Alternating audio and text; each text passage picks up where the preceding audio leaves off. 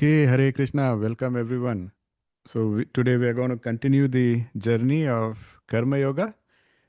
And before we begin, I'll say the prayers to Guru and God. Om Ajnanatimirandasya Jnananjana Shalakaya Chakshuru Militamena Tasmai Shri Guruve Namaha. Om Namo Bhagavate Vasudevaya. Hare Krishna. गुरुर्ब्रह्मा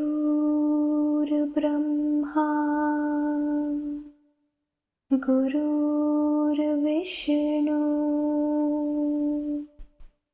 गुरुर्देवो महेश्वरः गुरुर्साक्षात् परब्रह्मा तस्मै श्री गुरुवे नमः। तस्मै श्री गुरुवे नमः। तस्मै श्री गुरुवे नमः। Hare Krishna. So let's come back to our friend Arjuna, so that we again revisit the context and try to establish the continuity from there. So Arjuna, as you all remember, he is standing paralyzed.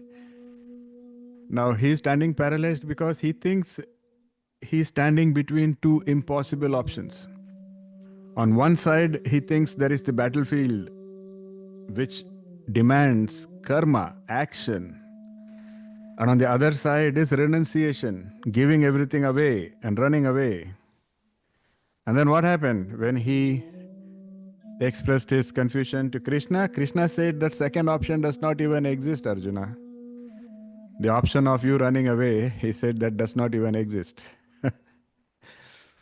Because Krishna very clearly said that a person who externally practices renunciation, whereas internally the mind is still clinging to desires and material attachments. Anybody remembers what was the word Krishna used there? It was a strong word.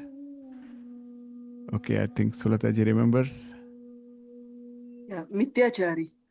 Yes, thank you. Thank you for remembering. That's the word Krishna had used. And it applies to all of us. All of us who make a show of being very spiritual, very pious, very good-hearted, but inside we are a different person. And Krishna says that is a mithyachari. It is not about making us feel bad, or it's not about judging. It just implies that we are just not aligned. And alignment is fundamentally important in order to progress spiritually. So if that option doesn't remain, then what remains? If we cannot suppress the senses without creating a secret inner theater of attachments and indulgence and all of that, and if we cannot stop acting, because Krishna said, even if you don't act, Prakriti will make sure that action takes place. That was what we covered in the last session. And Krishna said, for example, he said, it's not even possible to not do anything. Even if you are just sitting, you are breathing, that's also action. That also creates some kind of a karma. So then what does a sincere human do? Where does such a sincere human stand?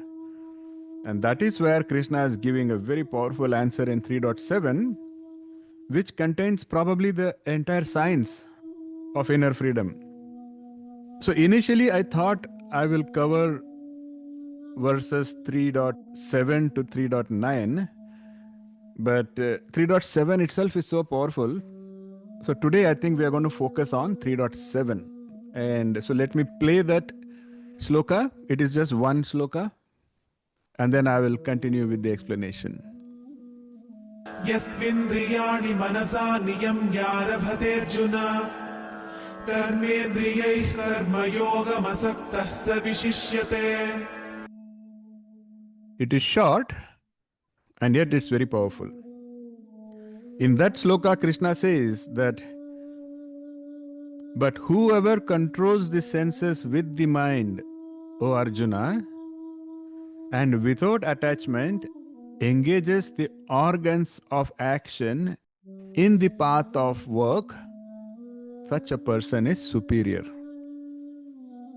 You should read this verse very slowly because this verse is not just some advice. This verse is actually architecture.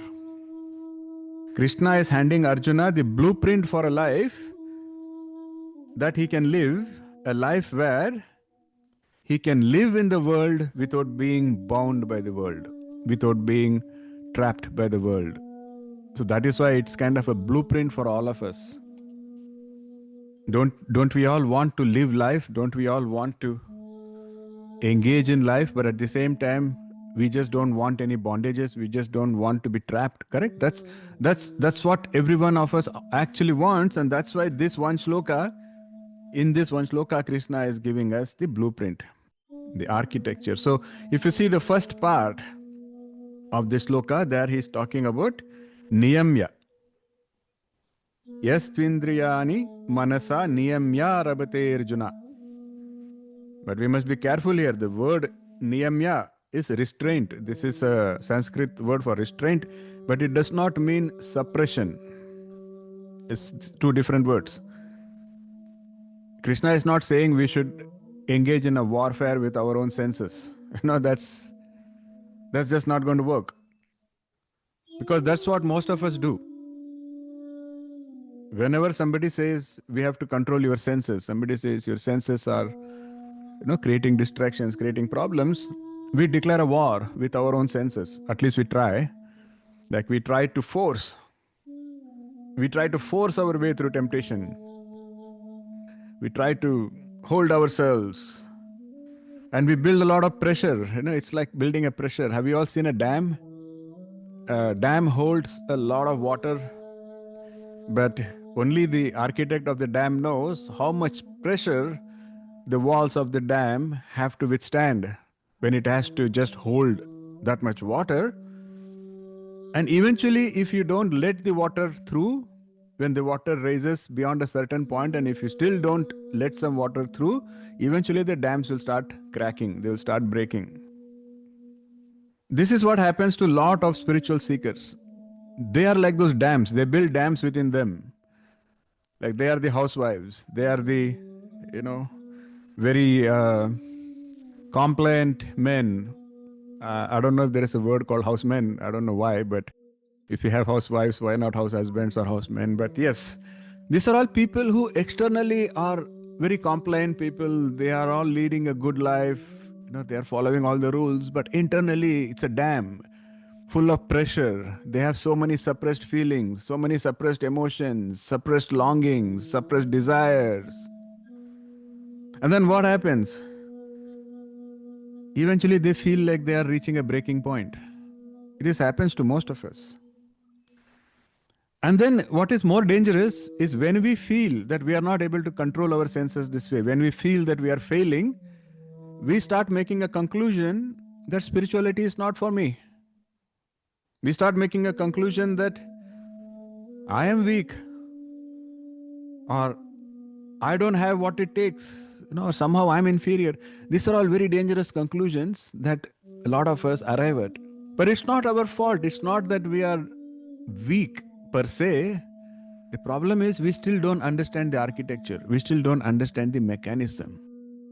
We are trying to hold water by force, which was never meant to work in the first place.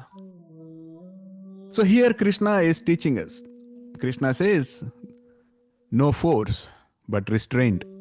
And he's going to beautifully explain what is the difference.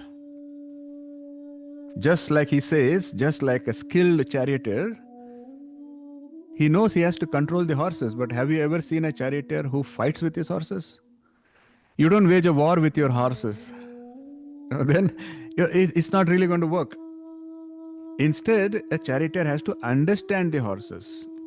A charioteer has to work with the horses. That's what we said last time. You should not let the reins just too loose, otherwise the horses will start going wherever they want. At the same time, you cannot hold the reins so powerfully and so strongly that the horses start choking. This is niyama. The senses, they are like horses. They are very powerful. But then they are necessary too. Without the horses, the chariot cannot move. The problem is not that you have horses. The problem is when the horses run without control. The problem is when the charioteer falls asleep, or when the charioteer forgets that they are the one in control and not the horses. In our lives, what happens most of the times? We let the horses become the masters. We run behind the horses instead of the horses running where we want the horses to run. And that is the problem. The question is, who is holding the reins? We keep saying that the horses, reins, but then who really is holding the reins? When it comes to us, when it comes to you, when it comes to me, we are not literally charioteers. We are not literally having horses in front of us. We are talking us in metaphors. So when we say the senses are like horses, then what is the rein? Who is actually holding it? And that's where Krishna says, that is your intellect, which is aligned with dharma. So when your intellect is aligned with dharma, it gives rise to viveka. And that is the beautiful short word, viveka. So now you would understand that viveka is what helps you hold the reins of your own horses. Let's have a small example for the mind. I'm trying to use a simple example, the example of a sponge, because a lot of you know what a sponge is. Our mind is like a sponge. It absorbs. Every moment, there are so many inputs coming from everywhere, and the mind, like a sponge, is absorbing everything. Sights, smells, textures. Not just those things, the mind also absorbs subtler things. For example, you are talking to somebody, the mind is not just absorbing the words, the mind is also absorbing the tone.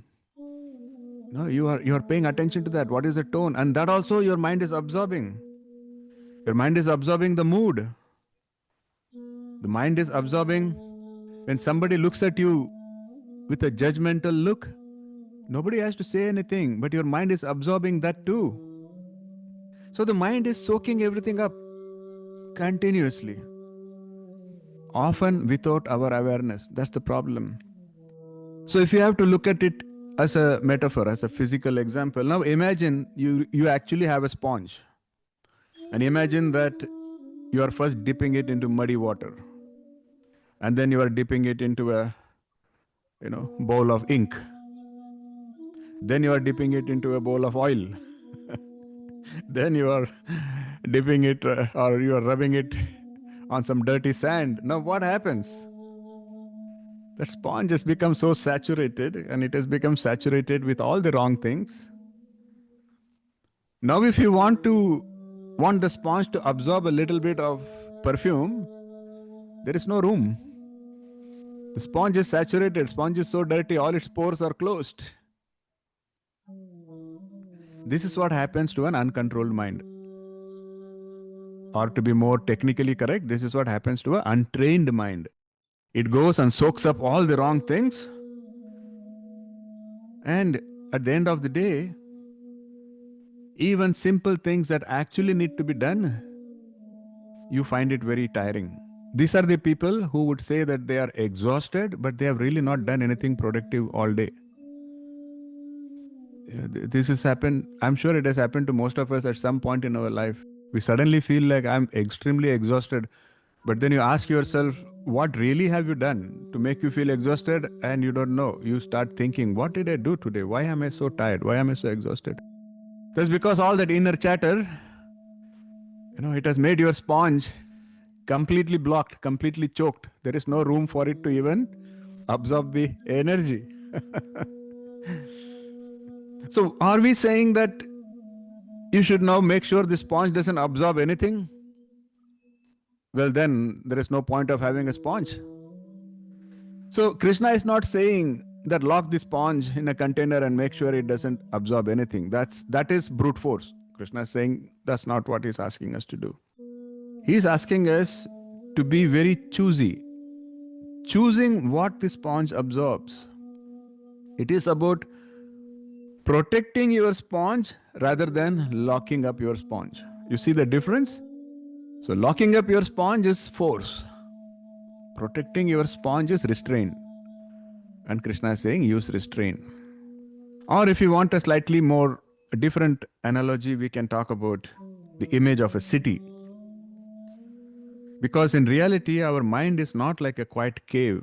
Our mind is more like a metro city, where thoughts are like the buildings which are constantly propping up, and there are old buildings being demolished. Our emotions are like the weather, which shift from sunshine to storm at will. In our own mind, our emotions are like that weather. You can never predict. And our memories are like the old markets. Some are charming, some are filthy. And our desires, they are like those merchants. Have some of you been to some of these flea markets? Or in India, some of those fish markets, we call it, where these merchants are always yelling loudly. Every merchant wants your attention. Come here, I have the best this. And someone will say, no, no, mine is the best. And you see, that is like our desires are like that. They are like those merchants yelling and always trying to get our attention. And what is our attention? Our attention is like those vehicles that are flowing through the city. Now imagine you're trying to stop all traffic, all the vehicles you want to stop in a major city. How you're trying to stop? You're trying to stand in the middle of the busiest intersection with a big banner in your hand saying stop. What happens? Chaos, honking, road rage, accidents. The traffic does not really stop. You have disturbed the traffic. It will back up, and eventually it will either find a route over you or it will find a route around you. Isn't it? That is what happens when we try to control the mind through brute force. You cannot stop the traffic. You cannot yell at it. You cannot suppress it. Then what do?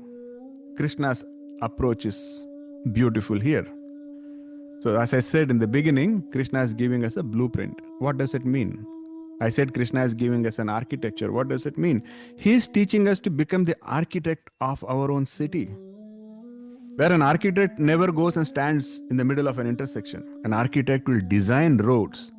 The architect will create patterns. The architect builds highways. The architect will build one-way roads. They will build no entry roads. They will build residential zones where they will say you have to go slow. You understand the difference? The architect will place traffic signals at key places so that the traffic becomes regulated. The architect is not trying to stop the traffic. The architect is trying to regulate the traffic. And the architect tries to do it by building the right architecture, putting the right controls. So the architect actually is creating harmony rather than chaos. That is what training the mind looks like. That is what Krishna's idea of niyama is.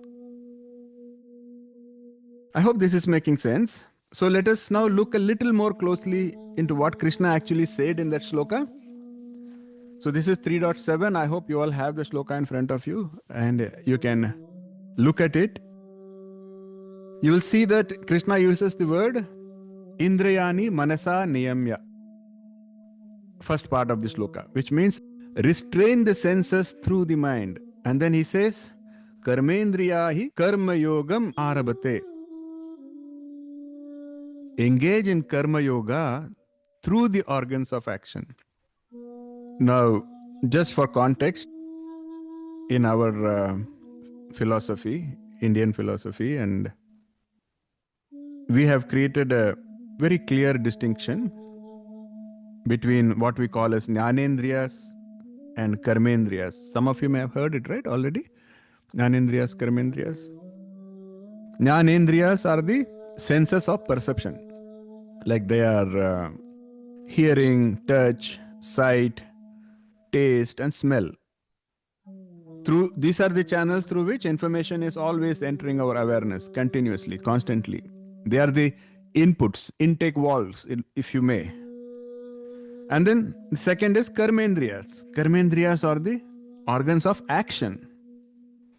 Action means speech or excretion or movement, your legs, which are taking you places.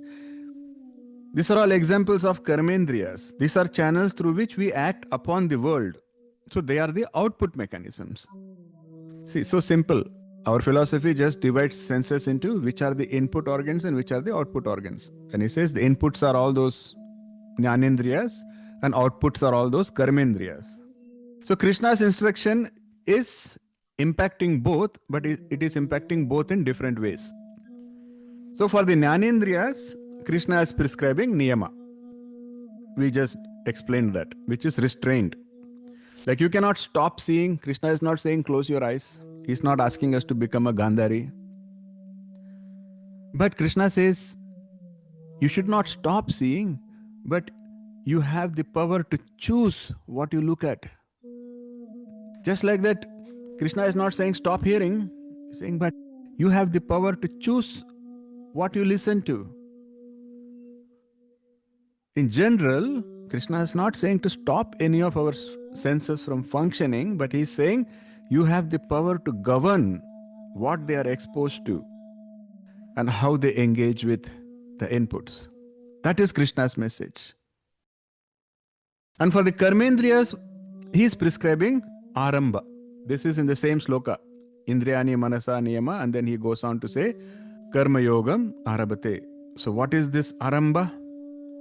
Aramba is engagement in karma yoga. So he is not saying withdraw the organs of action, he says deploy them. Like he is saying use your speech for dharma, use your hands for service, and in general use your karmendriyas for your own swadharma, performing your actions, your duties. So what this means is Krishna is not saying spiritual life is about shutting down. Krishna is saying it is about intelligent regulation. Just like the architect of the city is not trying to shut down the traffic to find peace.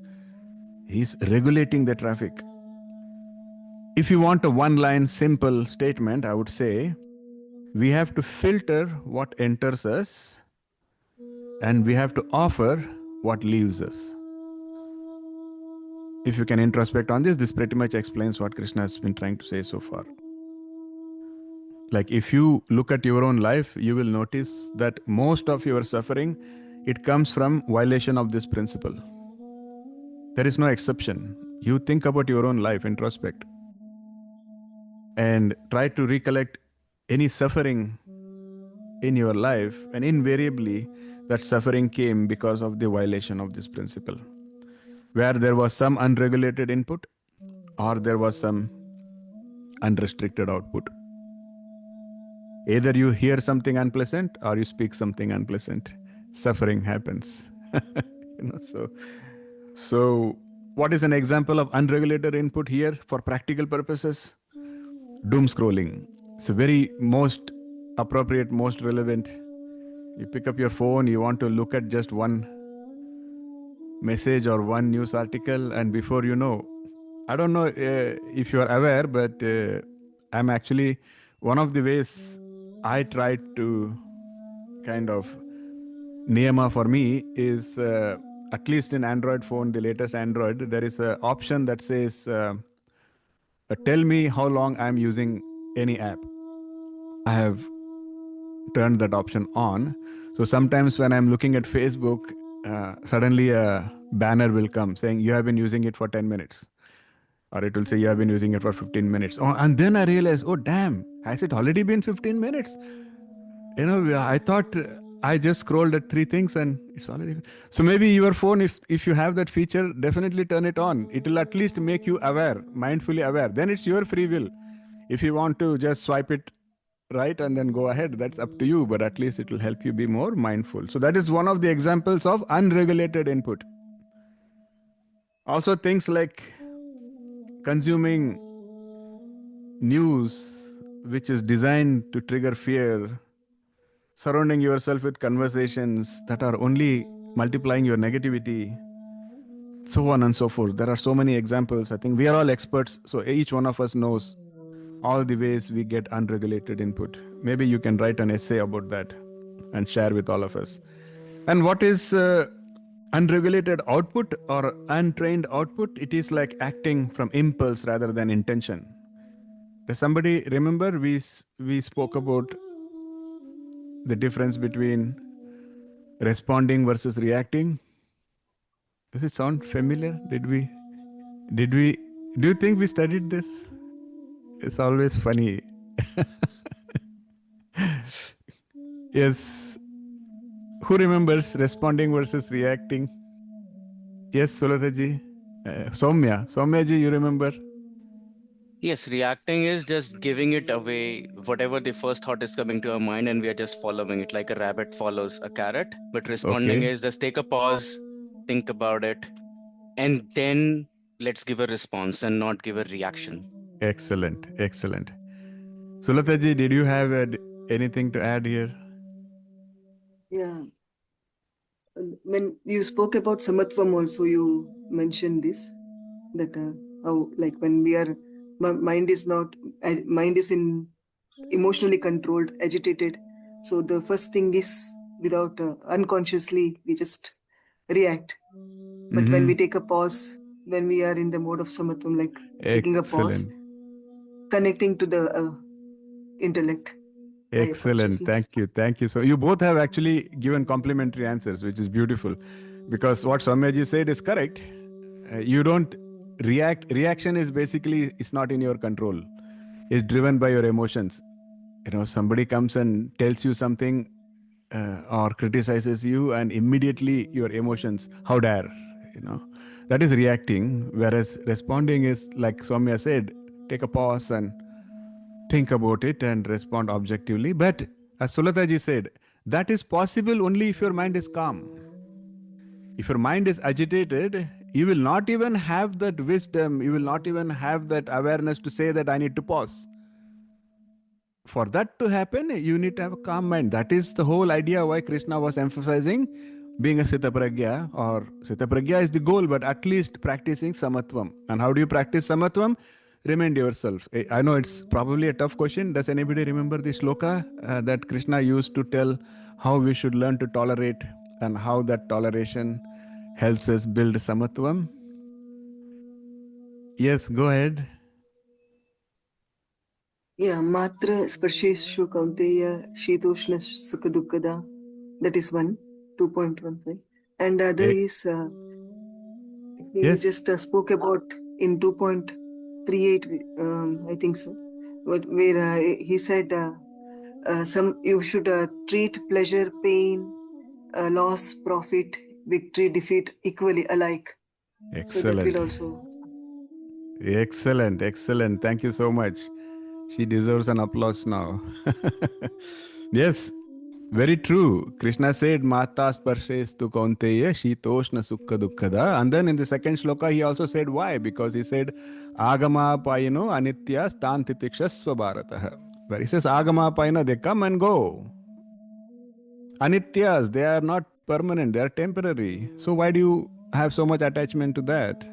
And then he says titiksha, practice titiksha. So you can take some notes to revise, very pointed notes. First one would be mata sparshes to konteya, means this whole concept of all trouble starts when the senses come in contact with sensory objects. That is the start, beginning of trouble. And Shitoshna Sukha Dukkada, basically he said heat, cold, sadness, happiness, try to handle it calmly. And the next line, Agama Paino, they come and go, Anityas. So maybe you take a note on what is the difference between Nitya and Anitya. And then you can also do a quick recap on the word Titiksha that we have already studied. It's in our notes, in the previous chapter notes. So you can maybe quickly go recap what is Titiksha. So all of this you have studied. The revision would really help you all to connect all the dots. So once you remember all of this, then whatever Krishna is saying here, they will make more sense because all the dots will get connected then. That is pretty much where Krishna is going here, where he says you have to filter what enters and you have to offer what leaves. Offer what you leaves means do your karma, and that is what Krishna said, offer it to me. But to do that, you have to first have a calm state of mind. If you're always acting from compulsion or if you're acting out of fear, then these thoughts will not even come. You will not be able to be aware. That's the whole idea. So that is why we say, or I would say, that Krishna's teaching is not outdated. Sometimes when we begin the Bhagavad Gita, one of the most common questions is, oh, but Krishna spoke this 5,000 years ago. How is it relevant today? But as you can see, everything we are talking about is absolutely relevant today. In fact, probably it is more relevant today than it was 5,000 years ago. Because 5,000 years ago, the world probably had lesser distractions. They did not have television and MP3 players and iPhones and iPads and a million channels on the TV, and so it's more relevant for us. The point is, without a stable mind, karma yoga is not possible. So without the understanding and without the implementation of what we learned in chapter 2, chapter 3, you cannot internalize. So that is why I keep going back and I keep reminding. So please try to take notes and try to revisit. And here what Krishna is doing is he's trying to build the foundation, making our foundation very strong so that whatever building that we erect will be standing strong. Now I will quickly talk about this. This is partly my commentary, which is already influenced by what many great acharyas have said. But I would like to point out at least a couple of key commentaries on this particular shloka because it is so important. As I said, this shloka is the blueprint for us. So let us see what the commentators see. Now if you look at again shloka 3.7, we said, if you read it, it will say, Karmendriyaiha karma yogam asaktah sa vishishyate. So the great Adi Shankaracharya, what he says about this shloka, he says, let us emphasize the word vishishyate, which is the last word in that shloka. So what vishishyate means? It means distinguished or superior. And then he's making us introspect. He's saying, but superior to what? Now this is going to be a very deep question. I'm not expecting a right answer, but it will be interesting to see how we all think. So Shankaracharya is looking at the shloka, and Shankaracharya is saying, Krishna is saying this is vishishyate. He's saying this is superior. But superior to what? Superior to whom? Any ideas? What do you think Krishna is saying this is superior to, or who do you think this is superior to? We discussed this just a few minutes ago. Yes, Chitraji? To our impulses, indriyas. That is the trigger, correct. But now he's saying this kind of a person is superior. But superior to what? Okay, Manojji. Superior to yourself in the context that what you are, but when you do this, you will be superior to yourself, what you were. Technically correct answer. That's technically very accurate. Sulataji, you want to add something? Yeah. Actually, karma yogis who control their senses and mind using buddhi and engaging in action without attachment, he calls them superior. Yeah, superior to whom? Superior to those who... See, what you have to understand is the context. Now he's talking to Arjuna, and he's talking to Arjuna in a very structured, continuous manner. So everything he says has a connection with what he has already said. So I'm giving you the hint also. Superior to those who physically restrain but are mentally engaged in... Yes, what is the word used there? Mithyachari. Yes, you got it. So that is what Shankaracharya wants us to notice. So Shankaracharya says, Krishna is saying such a person is superior, but superior to whom? Superior to the Mithyachari that he spoke about earlier. And Manojji's answer is also technically correct. Because most of us, many times, we are all Mithyacharis. We are all hypocrites. Because externally we come across as a different person, but internally we are a different person. So Krishna is saying, what he is talking about here, if we can practice that, we will become superior to that. The one who withdraws externally while indulging internally is the inferior. And the one who regulates internally and then engages externally is superior. A very practical message for all of us. And again, Shankaracharya says the superiority is because when you are not a mithyachari, you are pretty much aligning your inside world with your outside world. It's very, very important. And the karma yogi integrates the inner and the outside. What that means, in other words, when we say the karma yogi has integration of inside and outside, that means there is no contradiction, there is no conflict. When there is conflict, can there be calmness? Exactly. So if you are a mithyachari, is it possible that you are a sthitapragya and still a mithyachari? So this is how the dots connect. So if you have to be a sthitapragya, it is not about sitting in meditation for 1,000,000 years. You have to first not be a mithyachari. You have to first try to align your inside with your outside. The more you do that, automatically it will enable you to become a sthitapragya. See how beautifully all these things. And what is required for doing this? Again, going back, viveka, discrimination. Ramanujacharya, another great scholar, he is reading the same verse, but then he is focusing on a different dimension. He says, for him, what is important is the word asaktaha. So because if you see the sloka again, the second word is karma yogam asaktaha. So Ramanujacharya says the word asakta is important because it means without attachment. The Atman by nature is unattached.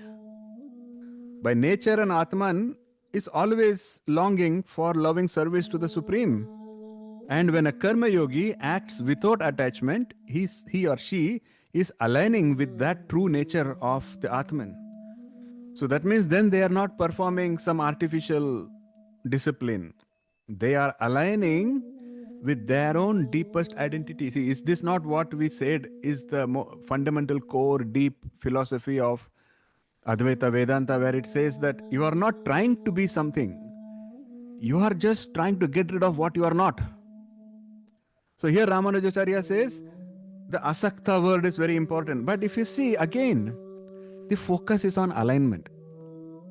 So Shankaracharya also speaks about alignment, but there he emphasizes the word vishishyate, and he says how you can become superior by aligning. And Ramanujacharya, he focuses on the word asakta. He says how by vairagyam you can become aligned and how that alignment takes you closer to your deepest identity. Both commentators, although they are emphasizing different parts, you see the beauty is these great commentators, great acharyas, they can pick one word of Krishna's sloka. What I have given you is a very small condensed snippet, but they can talk for maybe a couple of days. They will take one word and So that is the power of Krishna's shlokas. Each sloka has so much meaning in it. And then you can read it yourself. Maybe I will try to point you to some lectures by these great Mahatmas, but you will see that they are all converging on one point. The point is that the superiority of the karma yogi is not a matter of external appearance. You cannot look at a karma yogi and say that this person is probably superior, because it's not an external manifestation. It's not like a karma yogi will have blue eyes or karma yogi will have 6 feet height or a dark long hair. And so it's not a matter of external appearance. It's a matter of inner alignment. Many times a very elevated karma yogi may be sitting right across you and you may not even realize that. But that applies to us. It's not about judging others, it's about our own self. So we shouldn't look in the mirror and say nothing seems to have changed. You will not see that, because you succeeding on the path and you elevating yourself, you may not see it in a mirror, but it is something that is happening inside, and you have to have the faith that it is definitely working. And then the third element is freedom from clinging, where we have spoken of restraint, we have spoken about engagement, and now Krishna speaks about the asakti. This is what we just said. All that means is by asakti you can transform any ordinary work into yoga. Otherwise, if you don't have asakti, then even if you think you are doing something pious or something charitable, it becomes a cause of bondage. Very simple but very powerful. So, what does it actually mean? Acting without attachment? We have already discussed that, so we will not spend too much time here.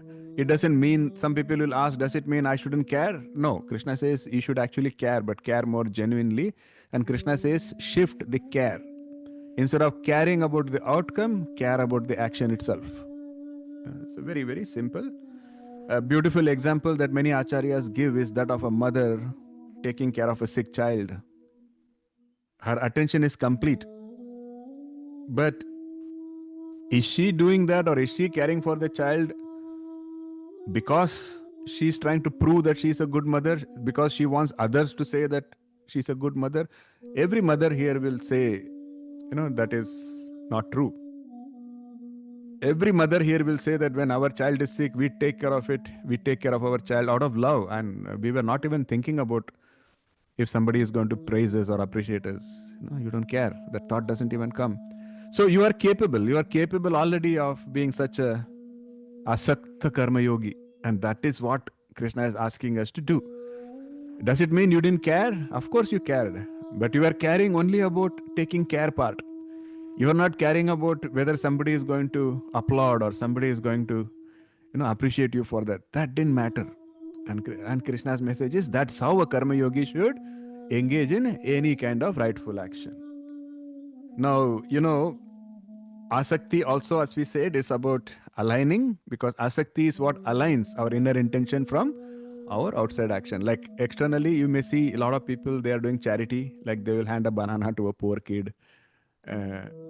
You may have seen some very funny pictures on Facebook where actually there are 3 people holding one banana and they have a selfie, and there will be a headline saying, we are helping the poor children, we are feeding the.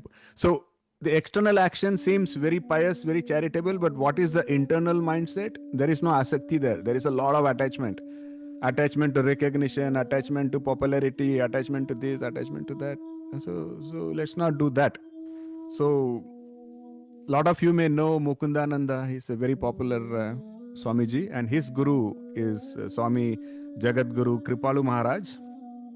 And he said this very beautifully. He said, तन से संसार करो, मन हरि में लगाओ, यही कर्म योग है, इसको पहचानो. He's saying, act externally with your body while make your mind always rest in Hari, Krishna. This is pretty much what karma yoga is. He's saying you have to recognize it clearly. This is what being an asakta karma yogi means.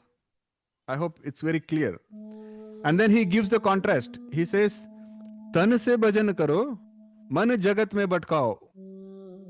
He says, yahi to agyan hai, isko samjhao.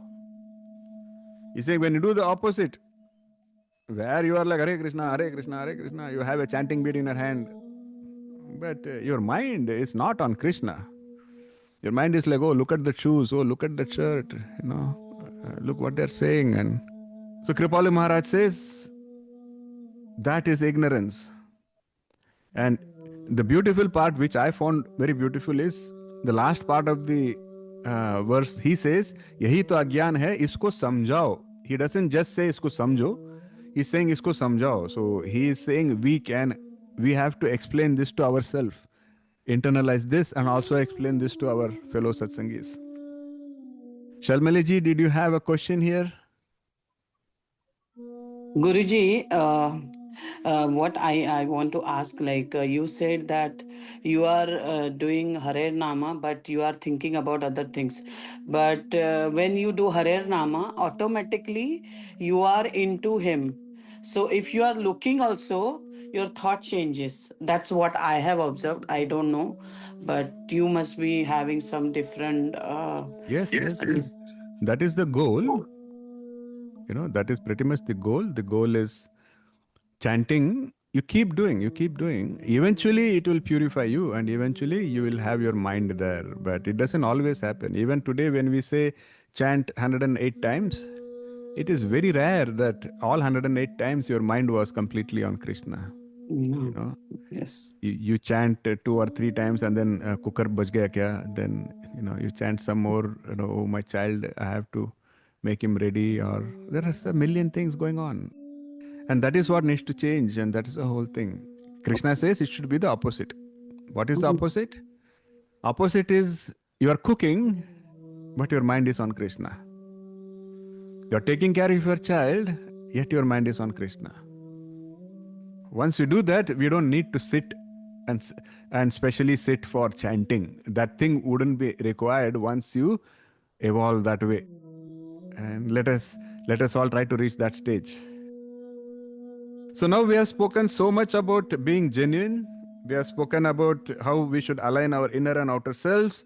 Now we have to take a moment to ask the big question: why are we investing all this time in all this knowledge? What is your ultimate goal? Maybe some of you already know the answer. Can anybody give me like a 1 word or 2 words on what do you think is the goal? Why are we studying Bhagavad Gita? Like all this knowledge, this Vedanta, Advaita, and all of this, what do you think is our ultimate goal? Any thoughts? Yes, Manojji? Liberation. Okay, beautiful. Liberation. What else? Yes, Chitraji? To purify ourselves so we can become eligible to surrender. Eligible to surrender? Yes, that is also a right answer. What other thoughts come to you? What do you think is the goal?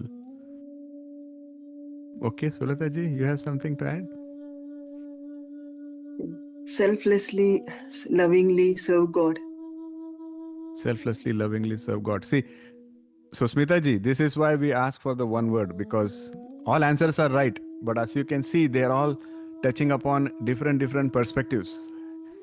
And then it's like many different rivers, they will all flow into the ocean. And, so Soumyaji, you have some thoughts? The 2 words that come to my mind are compassion and detachment. Correct. Compassion and detachment are the tools, but what is the goal?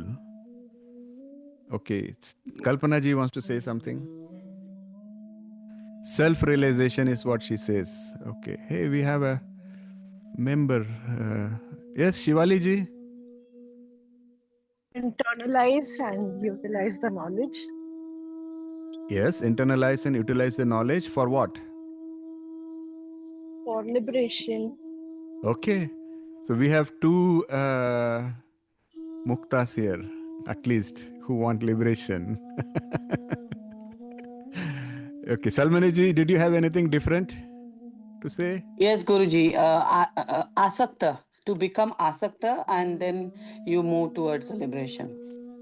Okay, so again, the goal for you is liberation. There's nothing wrong in that. So liberation is coming across as a prominent goal. Chitra ji is saying something. Yes, Chitra ji.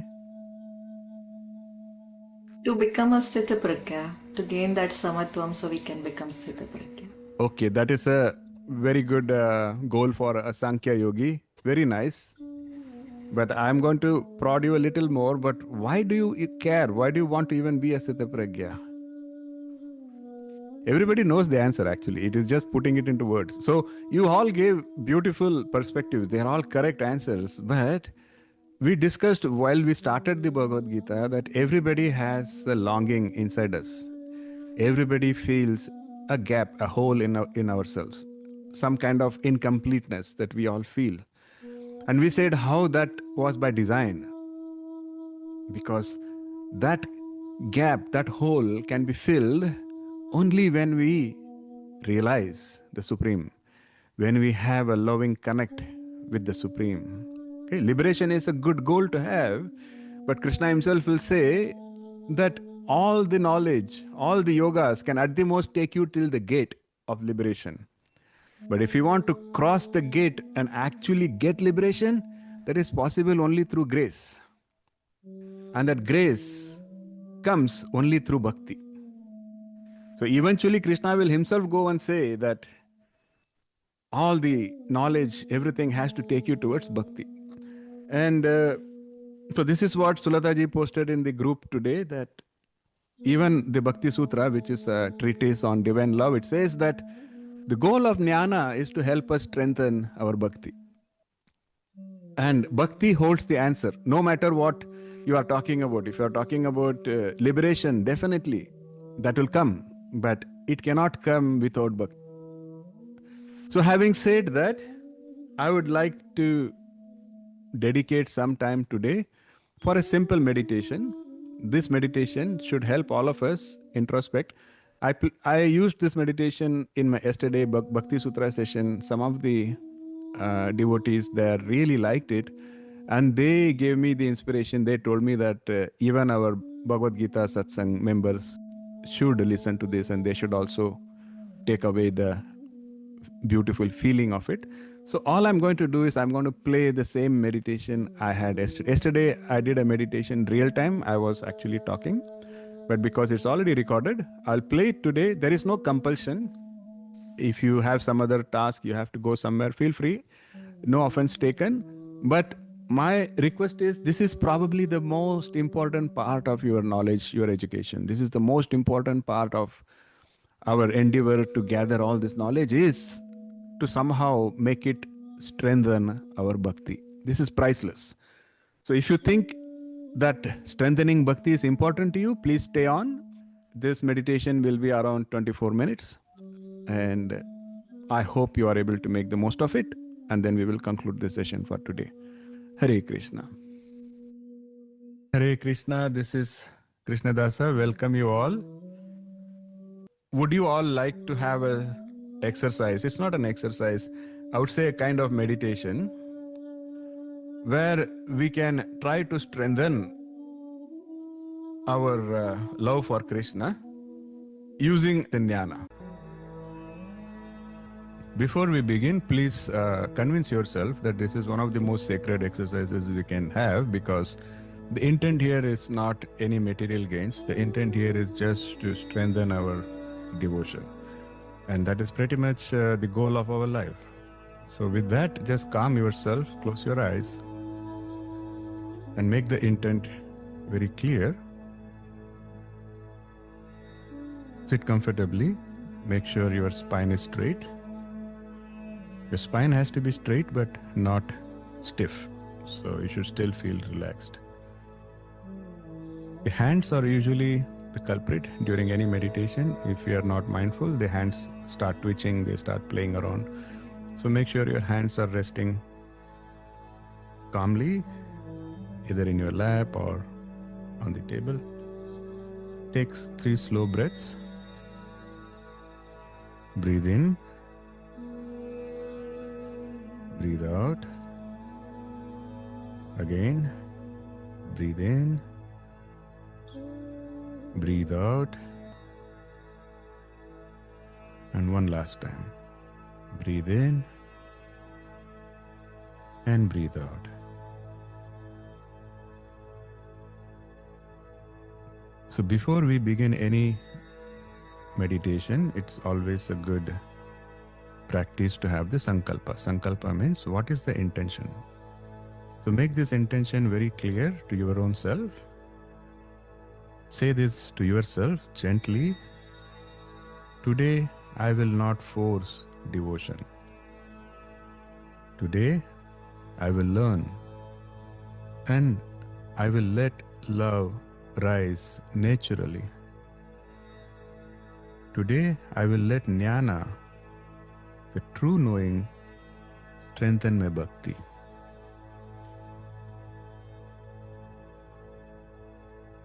So once that intention settles down, reaffirm this truth. The heart loves what it truly knows. So we will learn more about Krishna, not to collect facts, but to connect with him more deeply, to be able to trust him more, to be able to love him more.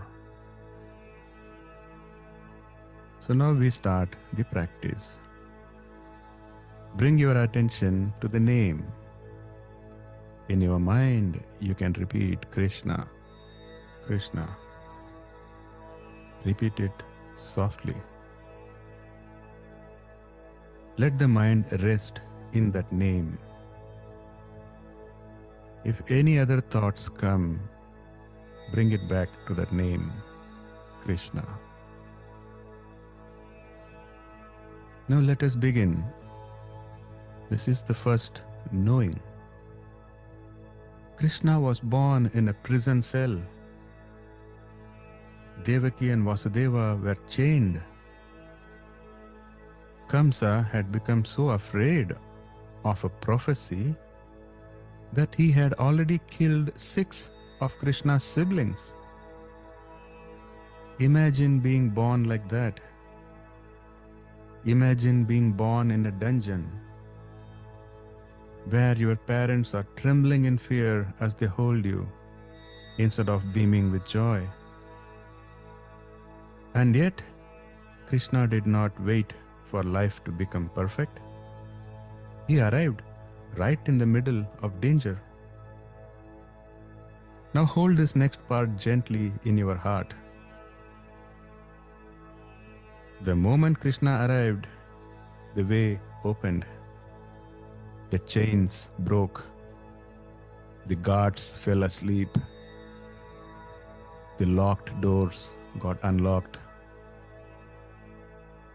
Krishna did not run from darkness. He entered it, and he turned it into a path of light. That is the first knowing. Pause. Reflect. Where do you feel imprisoned in your own life? Where do you feel stuck, afraid, or trapped? Don't fight the thought. Just notice. Now breathe.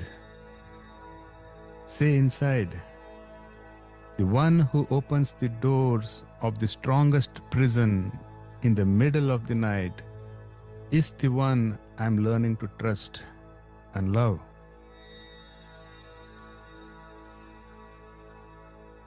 Return to his name, Krishna. Krishna. Now the second knowing, the boy who protected the simple and the weak. Krishna grew up in Vrindavana, among cowherds, among farmers, among simple village people. And what did he do there? He took the cows out each day. He walked with them. He watched over them. He fed them. Not as a prince, but as a humble caretaker. When Kaliya poisoned the Yamuna, Krishna faced it. When Indra sent heavy rains, Krishna lifted the Govardhana and gave shelter. Why? Not for show, not for fame, because the vulnerable needed his protection. That's his promise. That's the promise he made in the Bhagavad Gita as well, where he famously said, Ananyas chintayanto mam ye jana paryupasate tesham nityabhiyuktanam yogakshemam vahamyaham. I carry what they lack and protect what they have. That is the second knowing. Krishna protects, especially those who cannot protect themselves. Pause. Reflect. Have you felt vulnerable and helpless in your life?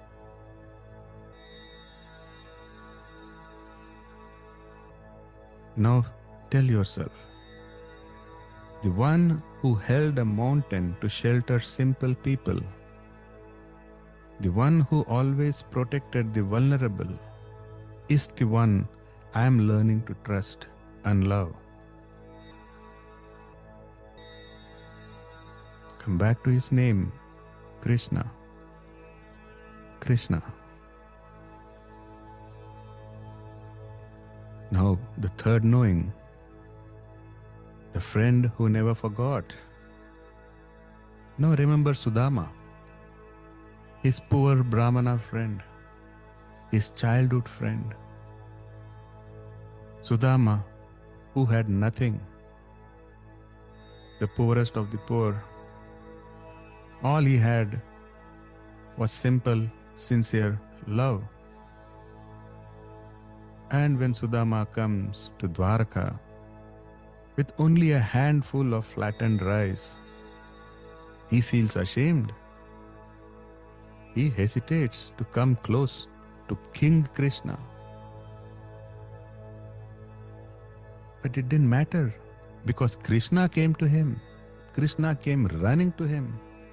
Krishna embraced him. Krishna washed his feet. Krishna made him sit close to him. And he insisted on eating that simple offering of flattened rice. Sudama never asked for wealth. Sudama could not even speak. He was so overwhelmed with love. But Krishna gave anyway, quietly, lovingly, without making his friend feel small. That is the third knowing, where Krishna is the best friend one can have. He doesn't care about your wealth or social status. He just values love and friendship. Now pause. Have you ever felt small and unworthy? Have you ever wondered if you matter? Now say inside, the one who runs towards a poor old friend, the one whose friendship is selfless and eternal, that is the one I'm learning to trust and love. Krishna. Krishna. Now the fourth knowing, the Lord who willingly chooses to serve. Now come to Kurukshetra. Krishna could have destroyed everyone with his divine weapons. He could have earned fame and glory as the mightiest of warriors. But he chose not to fight. He chose to serve his devoted friend Arjuna instead. He chose the humble role of being Arjuna's charioteer. Think of that. The Lord of the universe serving someone as a humble charioteer, sitting at a lower level than Arjuna, facing the dust, helping his devoted friend Arjuna receive all the glory. And when Arjuna broke down, Krishna did not shame him. Krishna did not shout at him. Krishna did not abandon him. Krishna guided him. Krishna taught him. Krishna stayed with him patiently until the war was over. That is the fourth knowing. Krishna cares. Krishna guides. Now reflect. Have you felt hesitant to seek help from Krishna?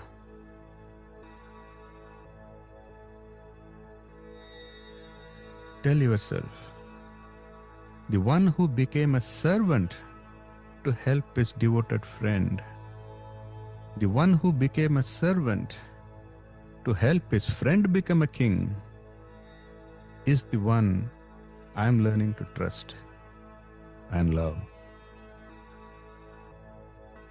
Krishna. Krishna. The fifth knowing, the one who stands for dharma and the one who always keeps his word. Krishna stands for Dharma, not only in speech, but in action.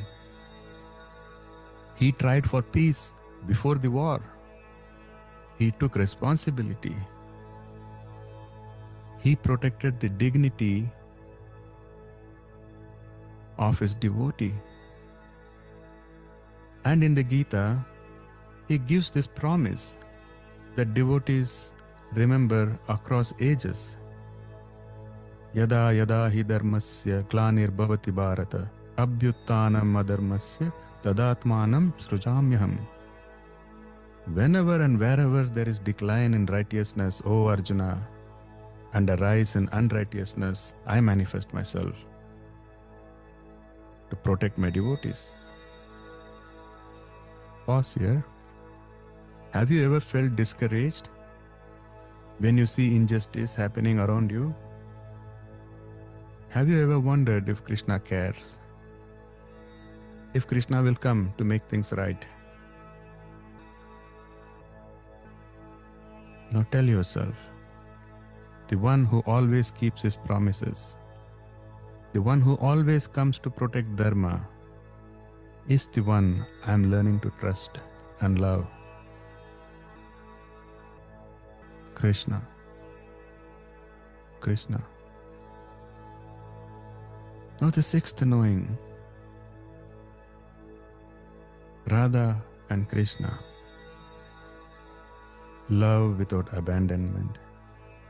Many people wrongly think that Krishna left Radha and never returned. They wrongly think that that divine love ended in abandonment. But that is a misunderstanding. Krishna himself has said that Radha is not separate from him. She is his own inner power. Radha is his Hladini Shakti. Krishna played a Leela to make Radha and him appear as two, so that he can sense, he can experience that kind of a love, and he can also experience the longing, which is called as Parama Vyakulta. So Krishna brought forth Radha from his own being so that he could taste that deepest love and he could taste that deepest longing of Parama Vyakulta. Surdas, the blind poet of Braj, he captures the essence of this in his work Sursagar, where he mentions that when Krishna first meets Radha, he doesn't approach her as a stranger, but he approaches her like she is a lost part of himself. When Krishna speaks to Radha, he speaks like he is speaking to his own heart. He says, Sunahu kanaha eke hamdo tum tan ham man anat na ko. Listen, O Kanaya, we two are one. You are the body, I am the soul. There is no one else. It's so beautiful. Krishna is telling Radha, listen, O Kanaya. What more beautiful way to say that you and I are one? What to speak of Radha?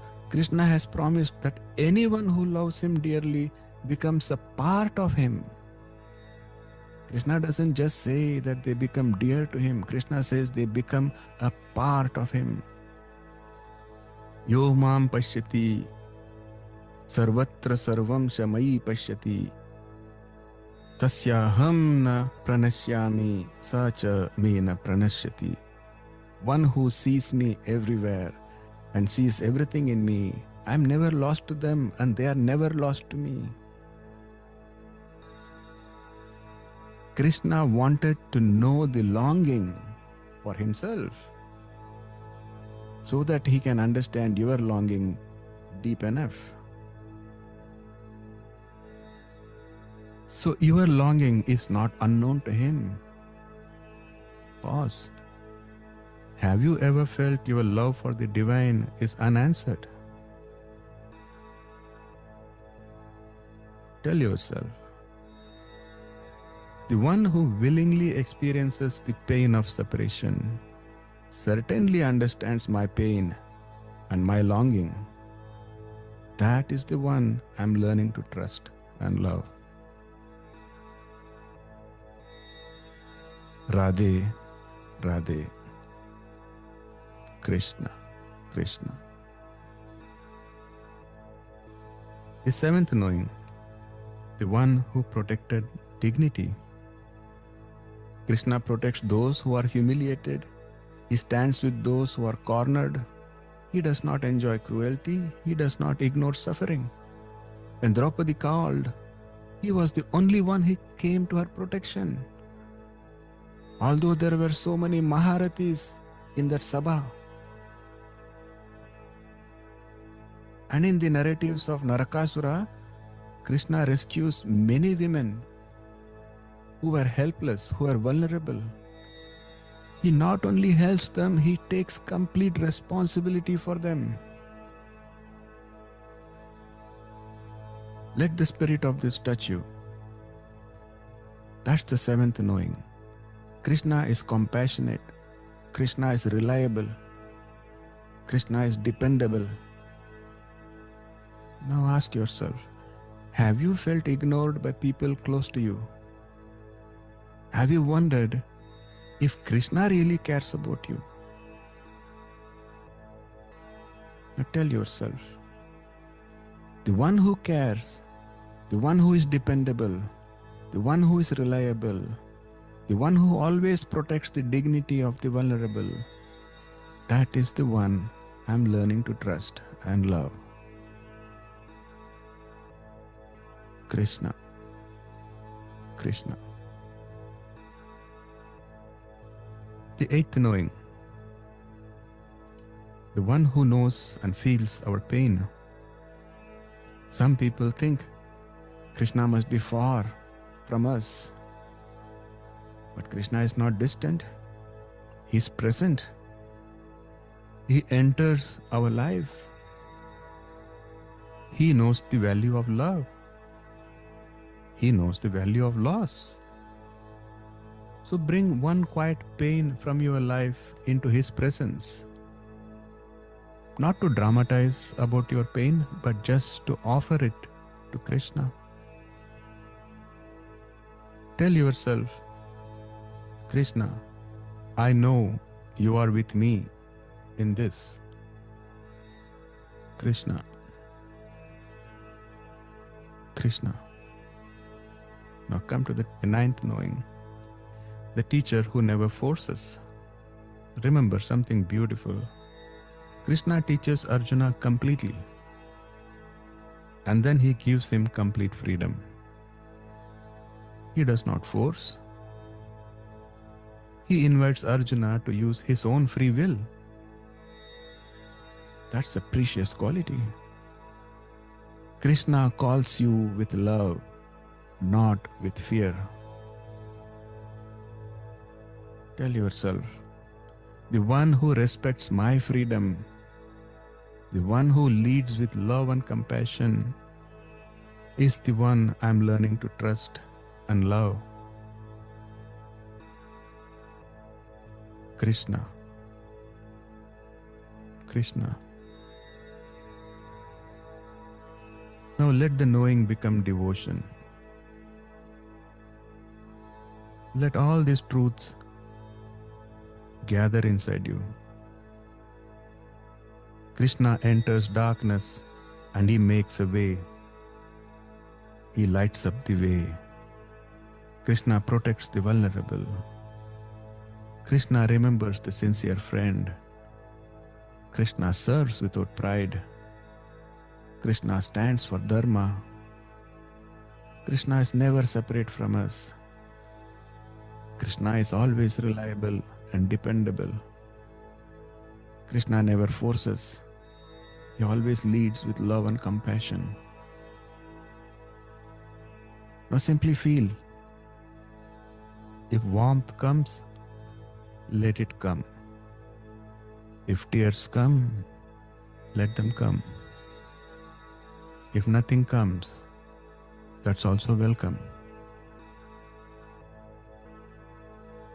Now return to his name, Krishna. Krishna. Now ask yourself, do I feel my devotion has become stronger? Even slightly. Do I feel closer than when we began? Do I feel more trust? If yes, offer gratitude. If not yet, do not judge yourself. The practice is still working. The seed has already been planted. But now see the point clearly. This is how jnana strengthens bhakti. And the more we truly know Krishna, the more we can truly love him. Now take one final breath. Take a deep breath. Breathe in. Breathe out. Place your hand on your heart and make one gentle commitment. This week, I will remember one true thing about Krishna, one quality, one story, one teaching. Then sit with it for 5 minutes. Let it warm your heart. Know him better. And in knowing, strengthen your trust and love. With that, we can conclude our meditation. Om Namo Narayanaya. Om Tat Sat. Hare Krishna. Now you may open your eyes.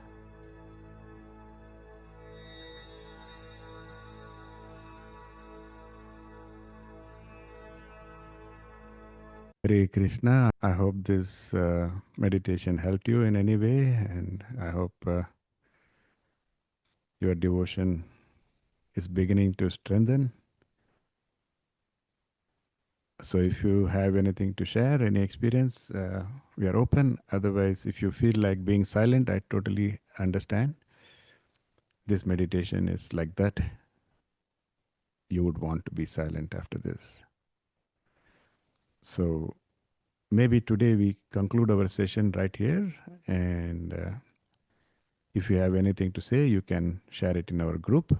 Keep the group active. So Hare Krishna, and see you all in the next session. Hare Krishna, Guruji. Hare Krishna, Satsang family. Hare Krishna, everyone. Hare Krishna. Hare Krishna. Hare Krishna, everyone. Hare Krishna.